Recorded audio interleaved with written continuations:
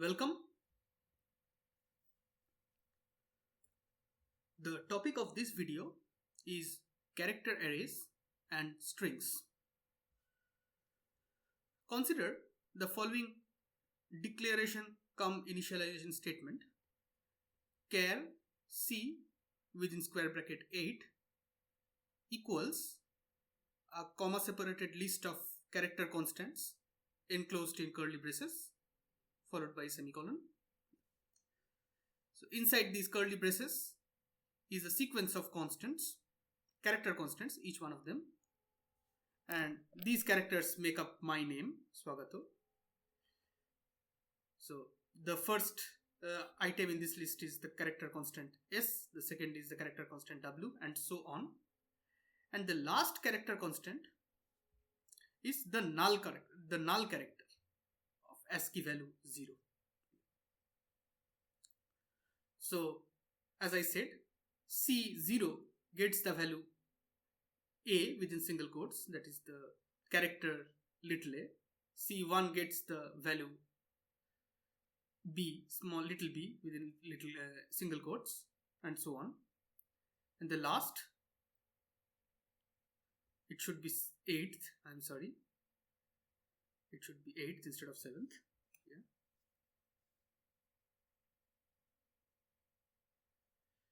The 8th location receives the null character. Yeah. So C7, which is the 8th character, is the null character. So this is an example of a null terminated character array. Such arrays are also called strings. So null terminated character arrays are imported enough to earn a name for themselves, namely strings. Strings can initialized in an alternative way also. The last declaration is equivalent to this declaration. Char c then 8 within square brackets equal to Swagato within double quotes. It's just a sequence of the first 7 character constants in this list. You omit the null and you enclose this sequence of characters in double quotes, and then you put a semicolon. Semicolon marks the end of all statements in C. I have not said it explicitly in my earlier videos, but it's understood that there is a semicolon at the end of all statements in C. So if this is declared and initialized in this way, so it has the same effect as this declaration statement. An array of size 1 plus the number of characters here, that is 1 plus 7 equal to 8, is allocated. So space is allocated in memory, that is enough to hold 8 characters, one more than the number of characters in this sequence that you write. The first 7 characters are these characters between the two double quotes in the same order, and the last character is set to null. So as I said, the trailing null character is missing here in this declaration.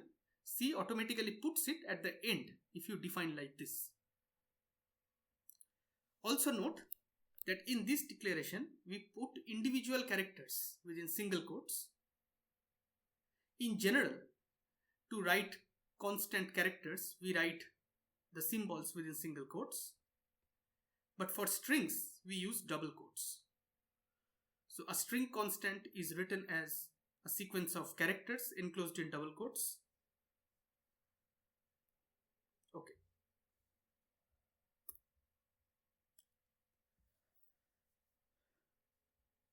The printf and the scanf functions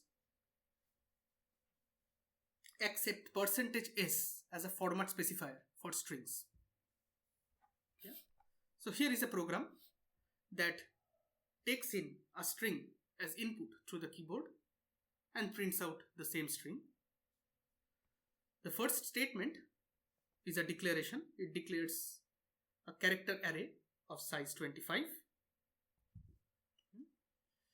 Then scanf takes in a string through the keyboard. So it prompts the user to enter a string, and you can just type in a string of characters through the keyboard. Yeah, and it's assumed here that the number of characters here is at most 24, that is one less than the size indicated here, because we have to reserve one location for storing the null character at the end. Yeah. So this scanf, this call to scanf has the effect of storing the sequence of characters entered through the keyboard in this name array in the same order. That is, the first character in that sequence entered is stored in name 0, the second in name 1, and so on. And then a null is entered after the last character that is typed through the keyboard. A null is put in the position of the array right after the location that contains the last character entered through the keyboard. So if I type in my name Swagato, then the first 7 locations of name, that is name 0 through name 6, will contain S, W, A, G, A, T and O respectively, these character constants. And the 8th location, that is name 7, will contain the null character. We do not have to put it explicitly, that is done by this call to scanf automatically. So this is let's take note of this syntax of scanf. So you write %s within double quotes. This is a string in itself and it contains a single format specifier. This S indicates that a string is to be read and stored in a character array named name here. Here is a printf statement that prints out this name, the string stored in this name array, and it has a similar format as the usual syntax of printf. It's only that we have a new format specifier here, %s. So within double quotes, capital NAME, name, equals %s space and then a new line character, and this %s is replaced by the content of the array name till the null character, from the beginning till the null character. So what is printed here is exactly what was typed in through the keyboard, because a null was placed right after what was typed in through the keyboard in the name array. So %s reads a string into the character array given the array name or start address. It ends the string with null 0. So array name or start address, we discussed in an earlier video that the name of the array also stands for the address of the first element of the array.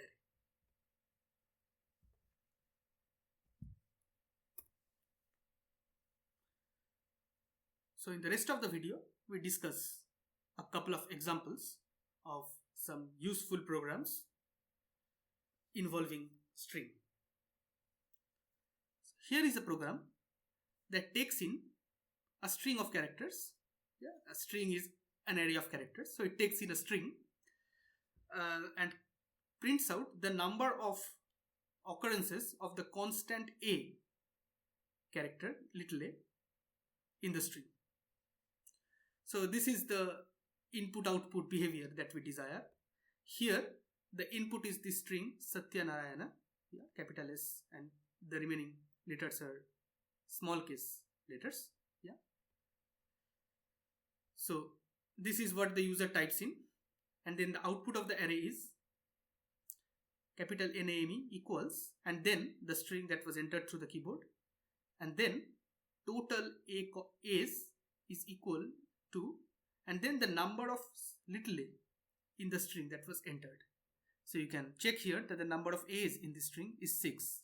1, 2, 3, 4, 5, 6. So this is the input-output behavior of the program. Let's go through the program now. Okay, so the first step is a macro definition. So a macro named size, all capital, is defined to be equal to 25, a hash defined statement. This is so that the code is flexible. Size will refer to the size of the array that we will declare, and if we want to alter the size of the array, all we have to do in this program is to change 25 to something else that we want it to be. Okay. So then there are some variable declarations and initialization, and what these variables stand for will be clearer as we progress through the code. Then we declare a character array of size, which is 25 in this program. Then this scanf function asks the user for a string. The user types in a string, and it is assumed here that the number of characters that the user enters is at most 24, because again, one place needs to be reserved for the null character. And the character that is typed in through the keyboard is stored in the array name. So if the character has a certain number of characters, the string that is typed in is stored in name, and so it will have a certain number of characters. Let's say if it has 10 characters, then the first 10 locations of the array name will hold the typed string, and the 11th location will contain null. Yeah. So this printf statement prints out the same string that was entered. Yeah. We have seen this syntax in the program in the preceding slide. Yeah. Capital NAME equals %s, then new line. So this %s will be replaced by the string that we entered.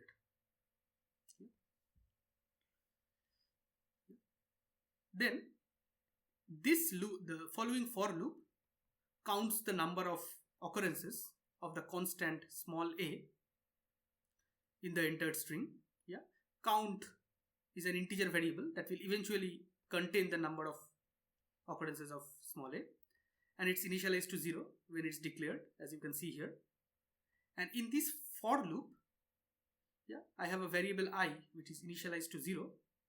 Yeah, and then I increment it in each step as long as name I is not equal to null.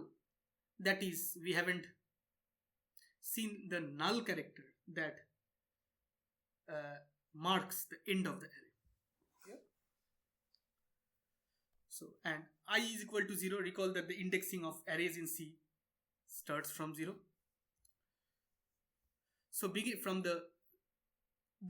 the start of the array, we check whether each character in the entered name is equal to the character constant small a. If name I equals character constant a, 1 is added to the variable count because a new constant a has been found. So this for loop goes through the string that was taken into the keyboard, and this for loop goes through the string, and every time a little a is found, 1 is added to the count variable, and it goes on until the string doesn't end. So the moment it sees a null, this condition in the for loop evaluates to false, and control exits the loop. So it's pretty clear that after the loop finishes execution, this variable count contains exactly the number of occurrences of little a in the entire string. And then this printf statement prints out the total number of a's. This %d is replaced by the value of count, which is the number of little a in the string.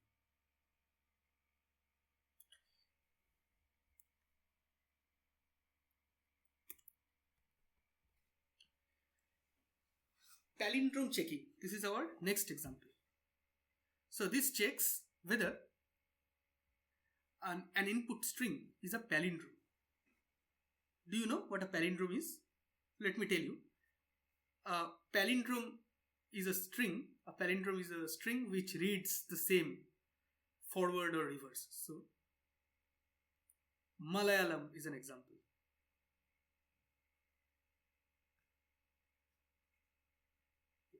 If I turn this string around, you see, we get the exact same string. So Malayam. So Malayalam reads exactly the same forward or backward. Such strings are called palindromes. And this C program takes in a string to the keyboard as input and determines whether the entered string is a palindrome or not. Its first statement is a constant int declaration of size. So here size is declared as a constant int. In the preceding program, size was a macro. This program does it slightly differently. So it's initialized to 25. Yeah. So again, there is an assumption that the string that we will enter, the user will enter, will have at most 24 characters. These integer variables are declared here, and one of them is initialized to 0, and their roles will be clearer later. Char name within square bracket size is the array declaration, which will contain the string that we will enter.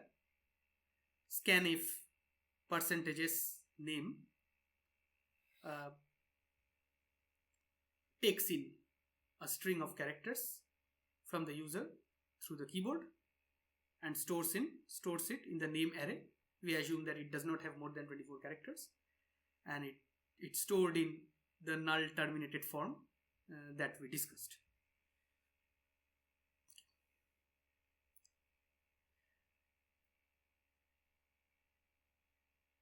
This array finds out the length of the string.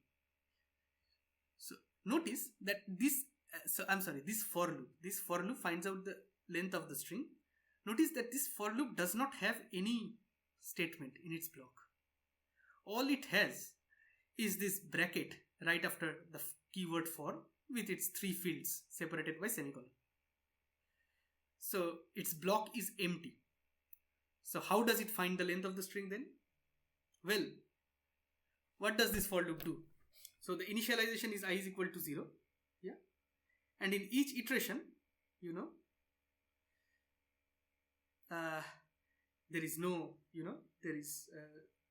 each iteration, there is no statement that gets executed. I mean, it has an empty block, as we said. But after the block, this update operation happens. Yeah. So the I is incremented anyway. Yeah.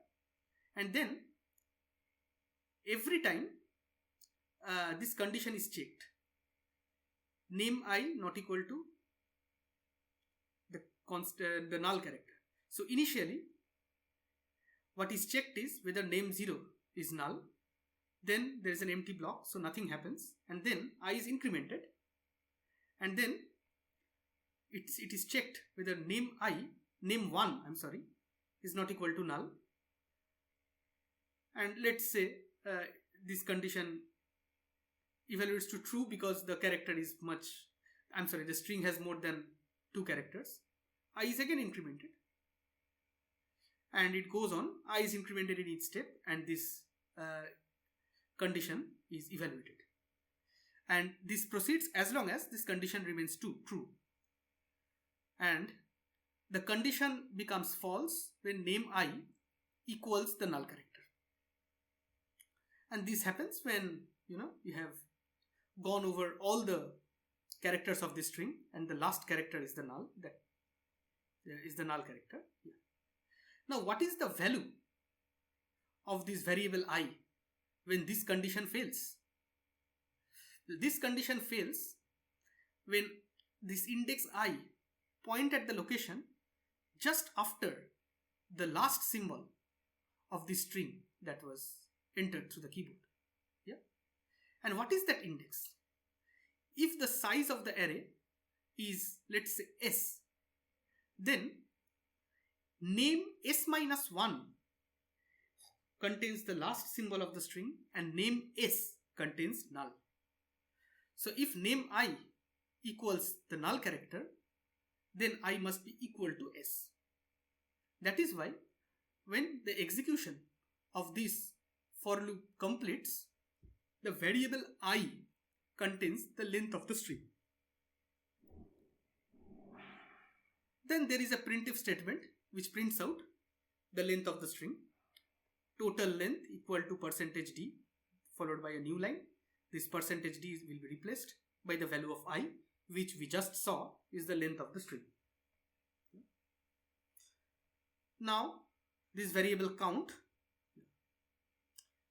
it was initialized to 0. Probably this assignment does not have a purpose.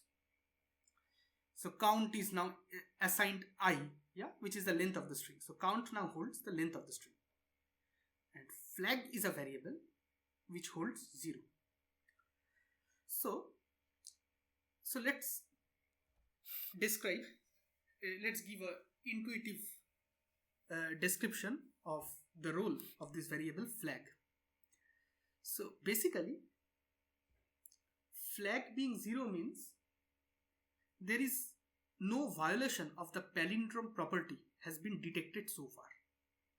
The moment we have evidence that our string is not a palindrome, we will set flag to 1. This is basically the intuition, and things will be clearer as we proceed. So what do we do now? Okay. Recall that count is equal to I, so count holds the length of the string. Now let's look at this these three statements within the bracket of this for. I is initialized to 0 and I goes till count minus 1. So this is exactly the range of indices of the portion of the array that holds the string. Count holds the length of the string. So name of count is null. Name of count minus 1 is the last symbol of the string. And I starts from the first symbol of the string and goes up till the last symbol of the string in steps of 1, I++. And every time, what is this condition? What is this condition of this if? This condition checks whether name of I is not equal to name of count minus I minus 1. So let's take the example of Malayalam. So if Malayalam was entered here, after the execution of this for loop, how much is I? I is equal to, after this for loop, I is equal to the length of the string Malayalam, which is 1, 2, 3, 4, 5, 6, 7, 8, 9. I is equal to 9. And then this value is transferred into count. So count contains 9 now and flag is 0. And then what is the first? So consider the first iteration of this for loop. What does this if condition check here? The if condition, so I is equal to 0. This is the first iteration of this for loop. So the for loop has one if statement. That's all it has. The for block consists of an if statement.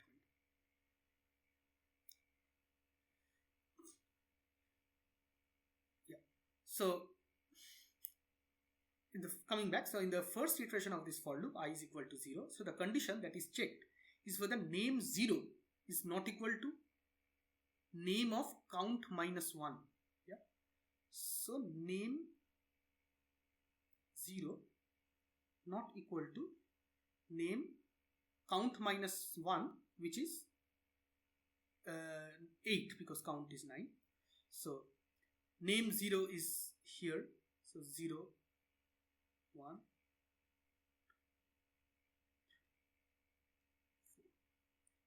5, 6,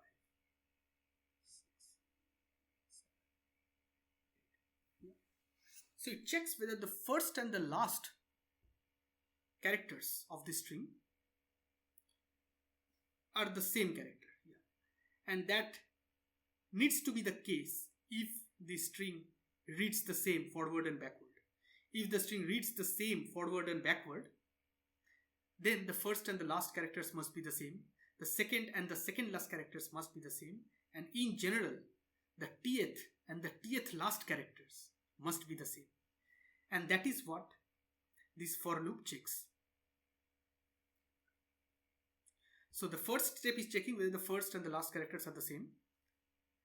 If they are found to be not the same, yeah, flag is set to 1, because then that is an evidence that the input string is not palindrome, because the first and the last characters are different.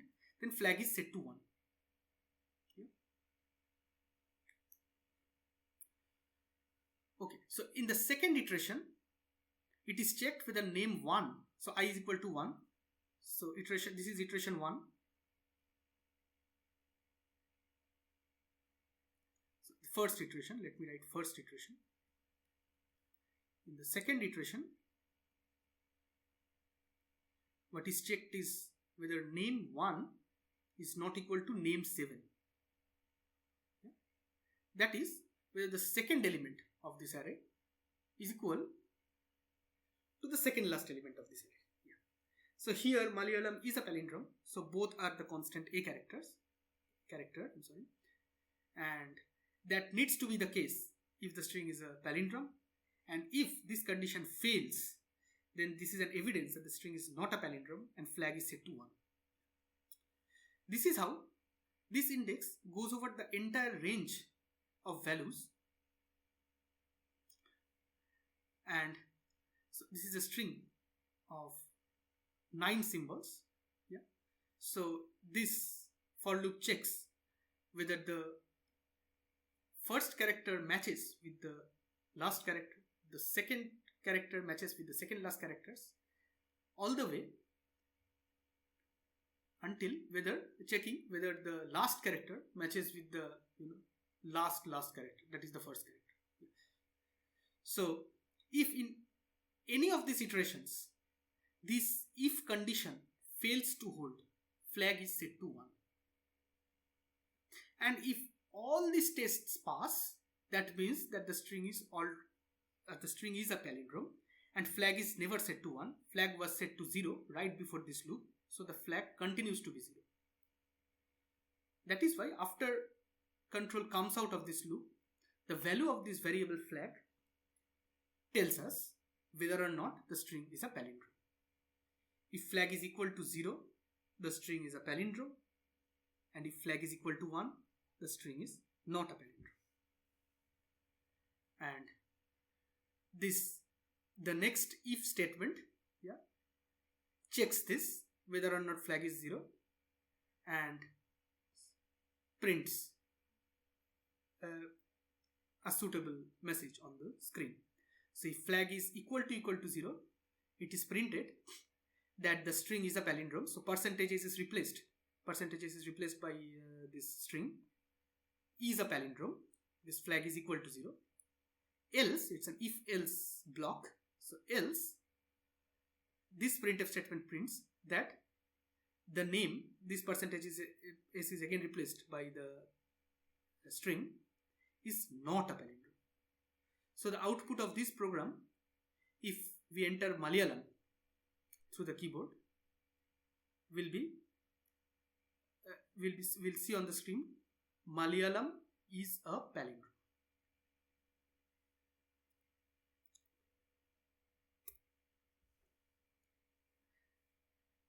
That's all so far as the technical content of the lectures of this week is concerned.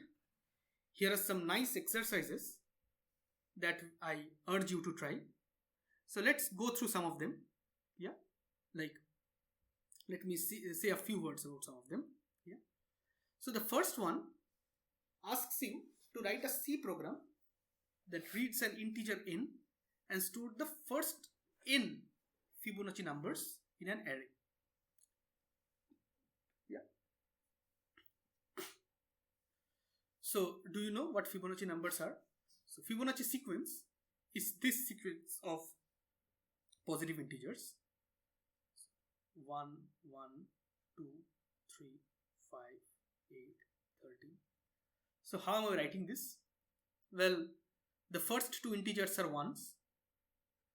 The third integer is the sum of the first two, 1 plus 1. The fourth integer is the sum of the first and the second integers, 1 plus 2. So 3 is, so 2 is equal to 1 plus 1. 3 is equal to 1 plus 2. Similarly, 5 is equal to the sum of the third and the fourth integers, 2 plus 3. And in general, any integer in this sequence is equal to the sum of the preceding two integers, except the first two.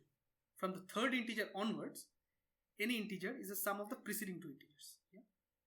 And the nth Fibonacci number is just the nth number in this sequence. So this is the first Fibonacci number is 1, the second Fibonacci number is 1, the third Fibonacci number is 2, the fourth Fibonacci number is 3, and so on.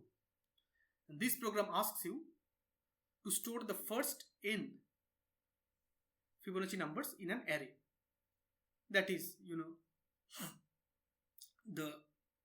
if the name of the array is fib, then fib0 contains the first Fibonacci number.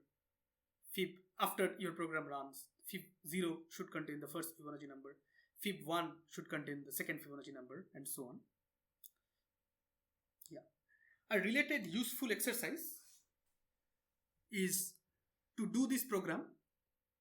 A slightly related exercise is that, given an n, you just compute and print the nth Fibonacci number onto the screen and do not use array. Yeah. This is an exercise of the third week's lectures. Yeah. So you do both. So write a C program that reads an integer n and uses an array to efficiently find out the first n prime numbers. Yeah. So in the last week we saw how to find out whether a given number is prime, and now this program asks you to enumerate the first 10 prime numbers, and the desired behavior is that you will declare an array, let's say prime, and after your program ends, the desired output is that the tth entry of your array should contain the tth prime number. So maybe if the name of the array is prime, then prime 0 should contain 2, prime 1 should contain 3, prime 2 should contain 5, prime 3 should contain 7, prime 4 should contain 11, and so on.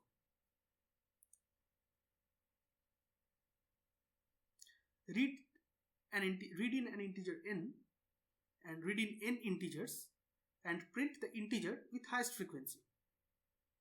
Okay, so here firstly the user will enter the number of integers that the user will enter after that.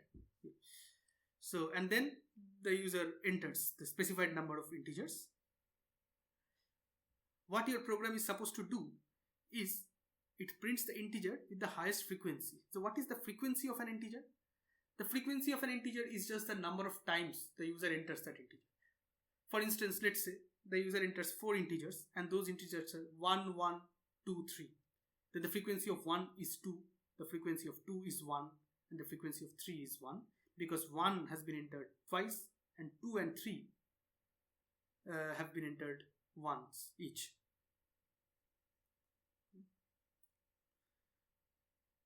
So you can make use of arrays to write this program.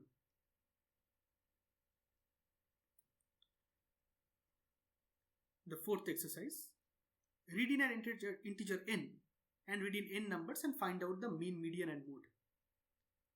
Okay, so yeah, this is again another example of a program which you can write using arrays. Read in 2 names and compare them and print them in lexicographic or dictionary order. What is this? Okay, so we know that we can compare two integers and say this one is bigger than or smaller than or equal to the other. We can do the same for pairs of strings. We can say, for instance, for the time being, let's imagine that the strings are, strings comprise of English letters. Then, let's say x and y are two strings. Then we will say that x is less than y if x appears before y in a dictionary. Well, x and y may not be meaningful English words, so you may not find them in an English dictionary. But, if there is to be a dictionary that contains all, let's say, all sequences of English letters, then will x come before y in that sequence, in that dictionary? If it does, then we'll say that x is less than y. Otherwise, we'll say that x is greater than y. So, for example, ABC is less than, so let me write it within double quotes, ABC is less than ACB, yeah? Or AB is less than ABC.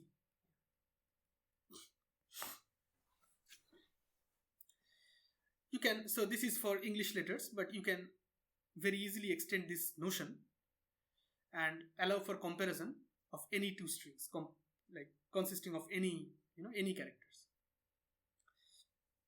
For instance, your roll numbers are alphanumeric strings, and they are sequences of letters and digits. Yeah, and you can compare the roll numbers of two of you and say that one is less than the other. So one of the motivations of doing this is that it defines an ordering on the strings, and it enables us to compare two strings and say that one is less than or more than the other. And then we can, if you remember, we did sorting in the last video. There we imagined that we assumed that the array is an integer array, and that was because, or an array of numbers, that was because we know how to compare two numbers. But here, if the strings also become comparable, then we can write sorting programs even for string data.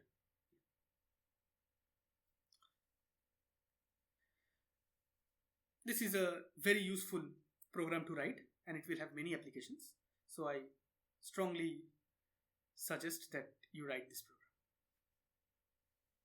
The final exercise is that read in an integer n, read in n names, and print the last name when compared in lexicographic order.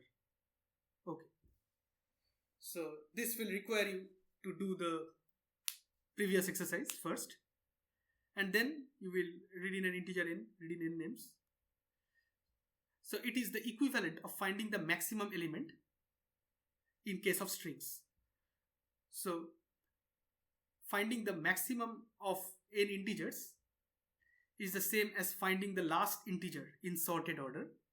Here the task is to find the last name in lexicographic order. So it's exactly the same problem, but the comparison is now string comparison instead of integer comparison, or in general comparison of numbers.